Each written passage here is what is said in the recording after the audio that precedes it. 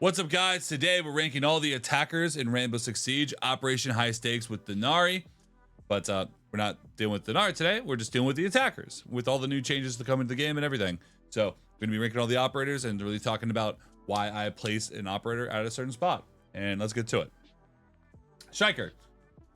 Honestly, middle of the road. You can open up walls by yourself. You can bring whatever you need. Solid util on attack. I mean, nothing really good, nothing really bad. Definitely more of a solo queue operator pick there for me. Sledge. He has the Reaper pistol. Well, the Reaper pistol is not super great. It's not something that I would rely on. I don't really think that it makes him as strong as Striker. So I'm placing Sledge at C tier. He can still be effective working vertical and stuff, but definitely not something that I would like say is better than Striker currently. Thatcher. EMPs are good, but they have to be paired with something else to make them S tier. So requiring another operator to do well with you kind of makes you just one tick down, and it can disable the Denari lasers while the EMP is active. Ashe in the current meta, I hate to do this, but Ashe is an S tier operator. She's just the best entry in the game. You have speed, you have a good gun, you have soft destruction. I mean, Ashe kind of brings everything you need just to kind of really get a solid foothold into the map, and a good player on Ashe is probably going to go off. Thermite, the best external wall breacher in the game. You're going to see a lot more Thermite bans with the new ban system, because Thermite wall getting open, it makes the round a lot more winnable because everyone wants to roam around on defense. Don't fall into the meta of doing that. You open up a wall, round becomes a lot more winnable. Open up any type of wall, becomes a lot more winnable, especially the outside walls. And Thermite's the king of opening up the outside walls. But SenVale, you put Thermite at S tier. Normally you place him around A or B tier. I'm like, yeah, but honestly, this is the meta of. I think that breachers are. I wouldn't say slept on, because in high elo you're gonna see a lot of breachers banned all the time. I honestly think that all the breachers are going to be like this. That's just kind of how I feel about the game in the current meta. It's you bring a breacher, the round's a lot easier. The only one I would probably maybe move would be Thermite down by a little bit, but like even then, I'm just like I personally look at Thermite now like an S tier operator. I just can't do it. All good. Outside walls, inside walls. You throw, forget. You're not really in any danger, and you have a solid gun. The hatch queen can open up hatches and walls from long range without really putting yourself in any danger, and basically can function as another entry with the speed, the bearing, the solid gun, and the flashbangs. And then Thermite, you open up the outside walls, and now you just pretend like you're Ashe, and you just kind of go for an entry picks. So all good. Shields now. I'm gonna do all the shields and then explain why.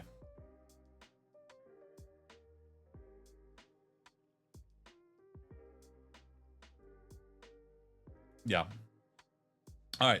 Montaigne A tier.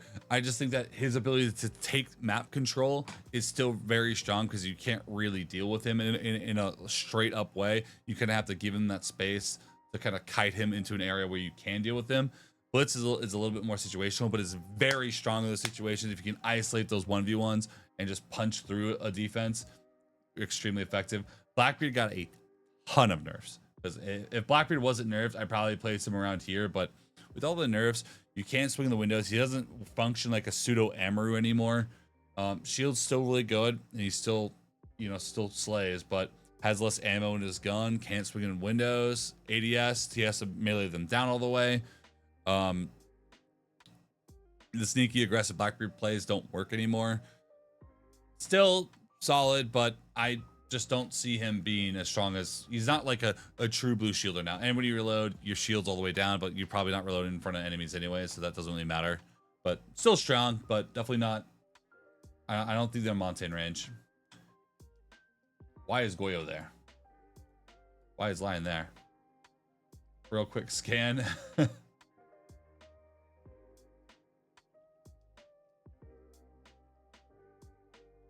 well, I'm good for now. All right, Twitch.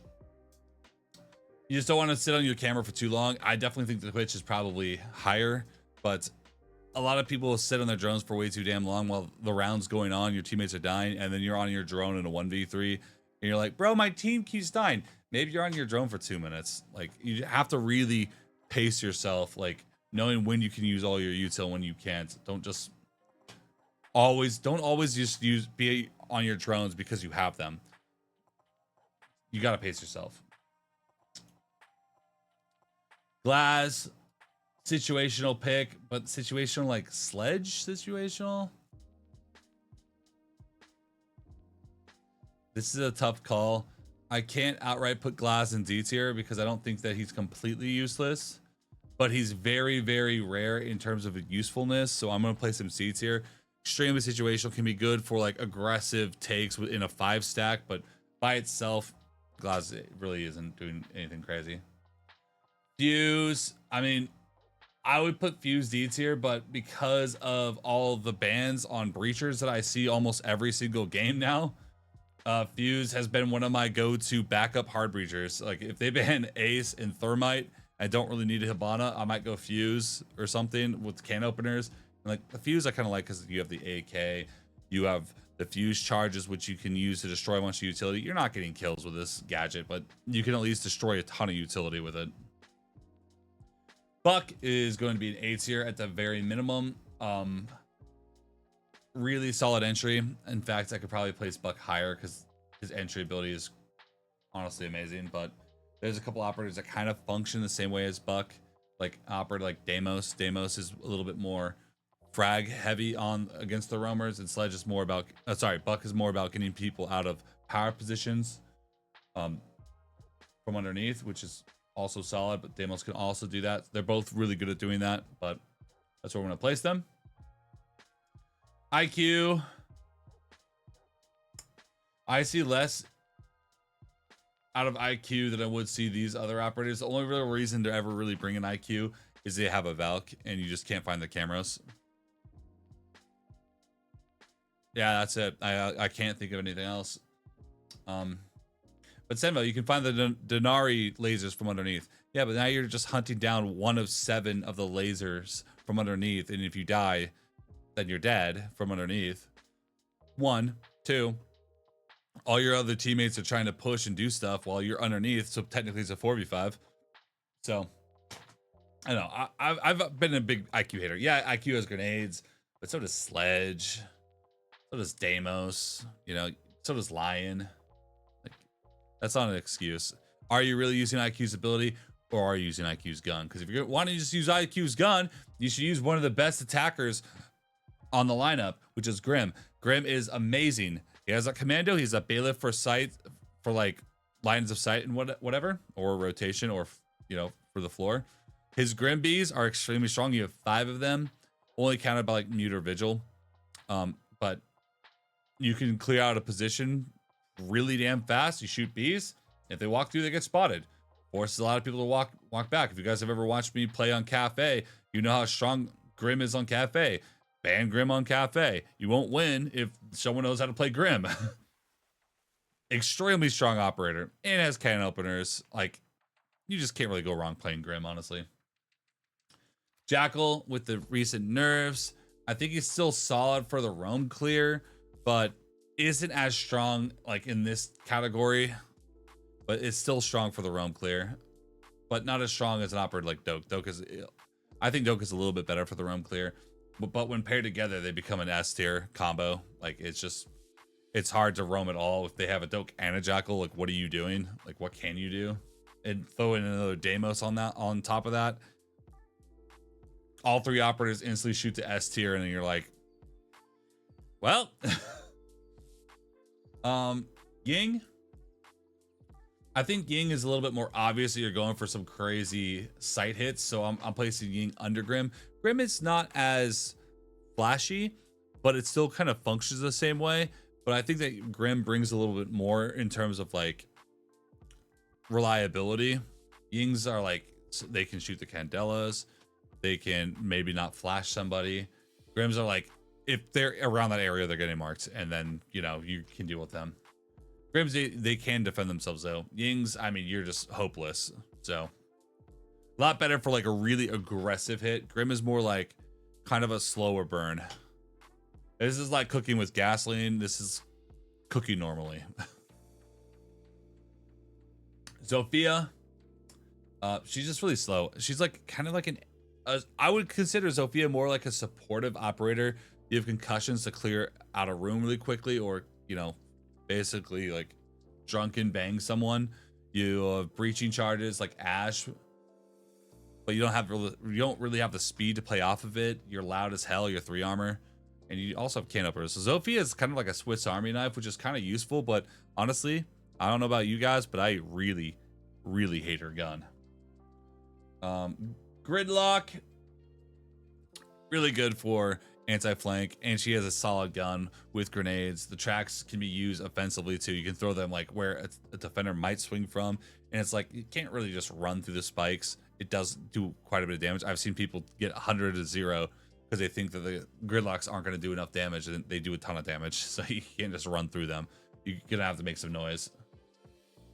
Sense can be good. No one can see through the smoke anymore, including Warden. So you can definitely use Sense to make aggressive plays in like a 5-stack situation. But like Sense by themselves is like a little bit trickier. But you do have grenades, so I could play Sense maybe a little bit higher because it doesn't quite feel right being there, but not in that lineup. No. Capital.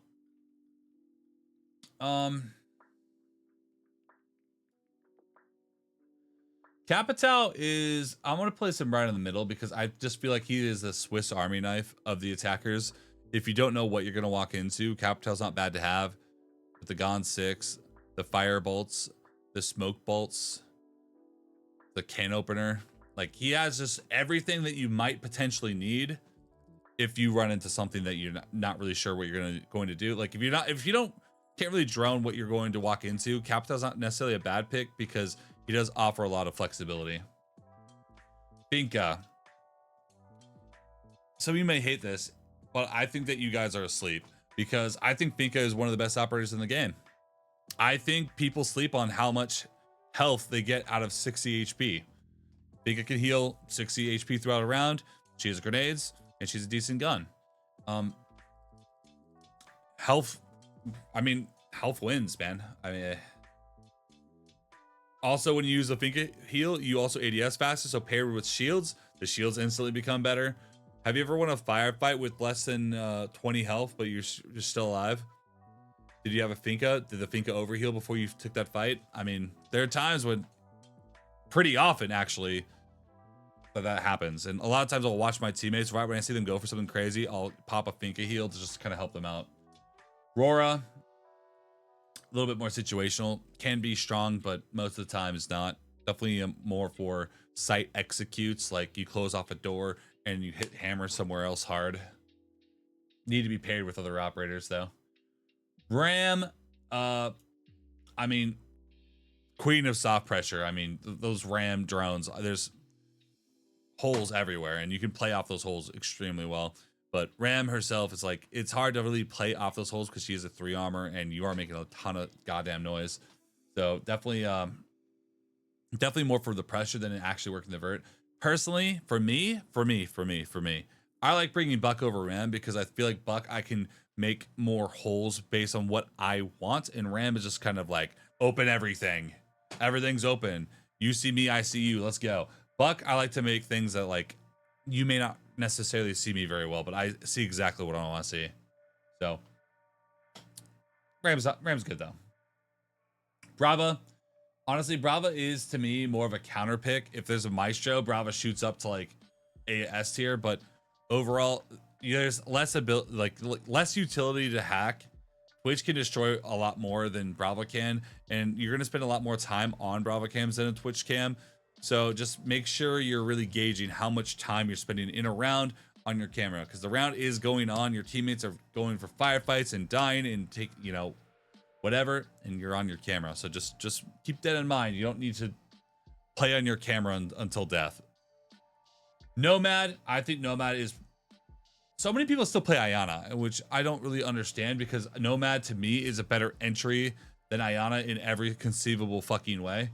So if people love playing Ayana, I physically have to place Nomad in S tier because I don't understand why you're playing Ayana. In fact, I'm gonna do this. You'd have to explain that to me. But SenVale, she has unlimited cameras. How many times are you using your like drone? More than like, let's say 2 times. So you have 2 additional cameras. Why not just go Twitch or Brava and with actual util on those cameras? If you want entry ability, Nomad has flashbangs. She also has air jabs. Same guns. I just think that Nomad just brings a lot more to the table than an Ayana. You can't really convince me otherwise. Nomad is amazing. Nomad's amazing. Air jabs for flanks, or you can use them aggressively because you can just shoot them out, and you know if someone hits one, boom. Especially a clash, boom. It's fun to knock a clash on her ass with the air jab just to finish her off. Really, really strong. Flores. This is one. Flores is a tough one because Mute is such a strong operator and people play Mute so much. But if you don't have a Mute, Flores is fucking unstoppable. Pair Flores with the Thatcher and you literally destroy everything that they have. And now you're just taking straight up gunfights and they have no util. Flores is the king of just destroying everything.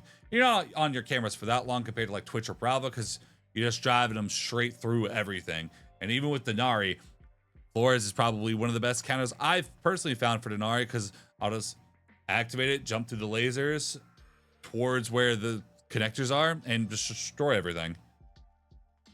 Zero. I think Zero is like a Swiss Army knife like Capital, but a little bit less so. Yeah, you can have like 6 cameras that you can shoot wherever you want, but you need people to watch those cameras. In the current meta, a lot of people just aren't watching cameras anymore. Like they're just, I don't know, not locked. And this isn't me just attacking one person. If you're one of those guys that watches cameras all the time, then awesome. If your teammate has a 0, make sure to get on all those cameras. But like, it just doesn't happen normally. And when I'm at top champion elo, people aren't playing 0. People aren't on those cameras. Even if they do have a 0, I don't really care because I know they're not watching the camera. I just ignore it and I end up flanking someone still. Gun 6, which is great. Good gun. Tons of cameras. Util burn, maybe, but cameras are nice. And do have that laser, so you can do quite a bit with 0, but it's just kind of underwhelming most of the time. Knock, speaking of underwhelming, Knock is fairly underwhelming now. I think Knock needs to get a buff and have her silence up like Caveira back, or at least the bare minimum be a 3-speed, not a 2 armor. Because yeah, sometimes I won't see a Knock, but I'll hear a Knock and I'll know what's happening. Kind of defeats the entire purpose of Knock, but there are occasions where she can be strong. But like honestly, in this lineup, I feel bad placing Knock with them, so I'm placing Knock lower. Knock is just very situational on a map like Bank. Like I can't really think of another map where I think that Knock is really good. Like Knock crouch walk through Garage, or just crouch walking around Bank in general. I mean, Knock can be strong there, but all the other maps, I'm not convinced fully. Kali, really good for utility destruction and really can hold down pixels, being able to one-shot anyone at any range. It's kind of nice. And you can just basically turn off your sniper brain, pull out that SMG and just kind of go in like a crazy madman. A lot of times I'll like snipe. When I play Kali, I'll snipe for a bit, help open up walls, destroy utility on the walls, have that long angle up, and then I'll play on the long angles, get a pick or 2, and then I'll close the distance and just pull out my secondary, and don't even bring my rifle back out. Amaru! Situational op. Can go good, can go bad. I mean, you can really punch into a defense and win the round really quickly, or you can just be dead, and then it's a 45. It's kind of a gamba, but when paired with other operators like Ying and stuff, like Amaru has a lot more opportunities, a lot more openings. Like if you bring, let's say, a Ying and an Amaru, and let's say Cafe, you Ying from the skylight into Cocktail, and you have Amaru just swing in one of the windows. I mean, it does go pretty hard. Maverick, I gotta place him A tier. Maverick does. The only reason why he's not S tier because it does require finesse and knowing what you're going to do. one of the harder operators to play because you really got to know what you're doing or you're going to look like an idiot. So you can punch through any wall that you want and it's easy. It always works without fail. So Osa, Osa really depends on players. I don't think I can place Osa C tier, so I'll place Osa B tier. Shields can be really strong to set up power positions where you can just basically lock something down. Good gun, and you have grenades to really clear stuff. Good potential on making a spot where you can plant without dying, other than nitros, obviously. But yeah, also really strong, but definitely not unbeatable, but requires defender util to really deal with. Lion, I think Lion is definitely slept on. I think Lion is a very strong operator with his DMR or his assault rifle. Honestly, both are pretty good. You have the scans, which basically makes every defender to basically just stop. So you're really good at clearing out roamers. When you see, you know, a teammate's about to go for somebody, you scan, the defender can't really move. They know they're gonna get swung, so they either have to move or get swung. If they move, they're scanned, they can react. If they stay there, then they know where they're at and they're dead. So really good for the roam clear and just site executes. And honestly, basically anytime you plan on swinging a defender, always really good. I think this is all the attackers, I believe. Did I mess up this time? I don't think so. Yep. That's my attacking tier list for Operation High Stakes. Let me know who you guys would move around, and don't be like, hey, SenVale, I personally love Zero. I think he's an S tier operator because cameras. Same with Ayana. She has infinite drones, SenVale. Why'd you place her so bad? My girl IQ has a fat ass. Okay, well, this is how I view the game. Everyone's tier list in their brain is going to be different. This is how I view the game as a champion that has been in champion for years. This is how I view the game. I mean, I could be right, I could be wrong. You could be right, you could be wrong. But this is just kind of how I personally view all the operators in the lineup. Like, I'll bring S and A tier operators most of the time, and then like the occasional B, C operators, and basically I'll almost never effectively touch the D tier operators. Maybe a special occasion potentially, or a counter pick, but most of the time I'm bringing S and A tier operators, and then, you know, maybe occasionally the B tier.